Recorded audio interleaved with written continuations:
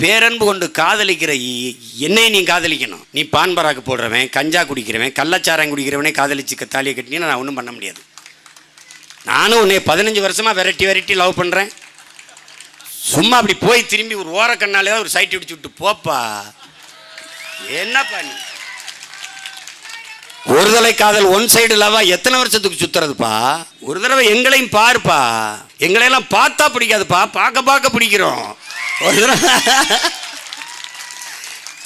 எங்க பேச்ச கேட்டா வெறுப்பாத்தாப்ப இருக்கும், கேட்டுக்கிட்டே இருந்தா அது சங்கீதமா தேனாய் இனிக்கும்பா. கேளுப்பா, அதாப்பா சரியா இருக்கு. ஒரு கேளுப்பா, நாங்க பேசுறது உங்களுக்காகங்கிறத முதல்ல கேளுப்பா.